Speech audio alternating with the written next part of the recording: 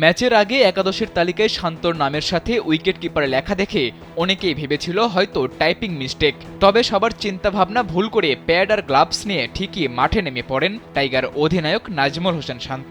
ক্যারিয়ারে প্রথমবার তাকে এই ভূমিকায় দেখে মাঠে উপস্থিত দর্শকরাও বেশ অবাক হয়েছিল। নাজমুল হোসেন শান্ত দেশের ক্রিকেটে পরিচিতি পেয়েছিলেন ওপেনিং ব্যাটসম্যান হিসেবে। তবে দলের প্রয়োজনে নানা সময় ৩ কিংবা ৪ নম্বরে ব্যাট করেছেন তিনি। মাঝে মাঝে বল হাতেও দেখা গেছে এই ব্যাটসম্যানকে। তবে এই প্রথম তাকে দেখা গেল উইকেট রক্ষকের ভূমিকায়। ব্যাটিং বোলিং কিপিং সব বিভাগেই নিজের ছাপ রাখা শান্তই তো আসল অলরাউন্ডার। শান্তর কিপিং করার আনুষ্ঠানিক কারণ জানানো না হলেও তা বুঝে নিতে কারো সমস্যা হওয়ার কথা নয়। বরিশালের নিয়মিত উইকেট রক্ষক মুশফিকুর রহিম ঢাকা পর্বের শেষ ম্যাচে পেয়েছিলেন চোট। বদলি হিসেবে গেল ম্যাচে প্রীতম কুমারকে খেলানোর জন্য একাদশের বাইরে থাকতে হয়েছিল শান্তকে।